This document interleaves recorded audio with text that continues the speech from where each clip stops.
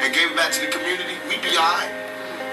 If they take half the buildings that they use to praise God and gave it to mother who need God, we'd be all right. We'd be all right. Have you seen some of these goddamn churches lately? It's ones that take up the whole block in New York. It's homeless people out here. Why ain't God letting them stay there? Why these niggas got gold ceilings and shit? Why God need gold ceilings to talk to me?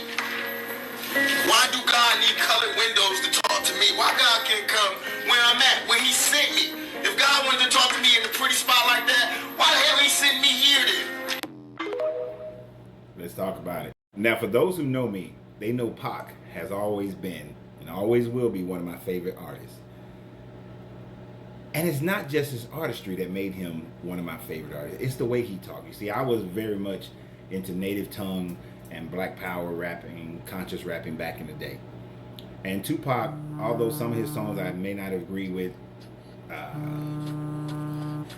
many of the things that he talked about, many of the other things in his songs I agree with wholeheartedly.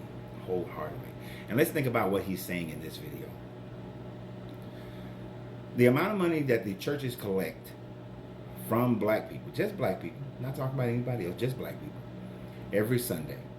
If that money, or even if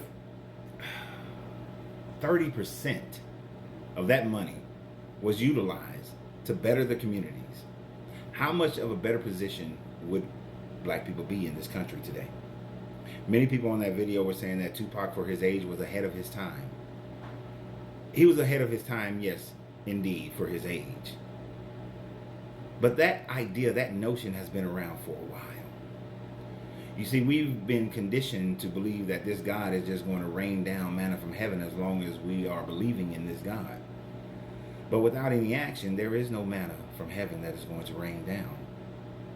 And Tupac was completely right. Many black churches that were small saw the glory and the size of the larger Caucasian churches and wanted to be that. They wanted to be the mega pastors. They wanted to be big like that. But if they ever took a moment and stepped back and thought about the bigger picture of the condition of black people in this world, black people in this country, how much better off would we be? How many people who are homeless and on the streets would not be homeless and on the street? How many people who are raising their kids by themselves would not be in a financial situation, a financial stressful situation to raise their kids that way?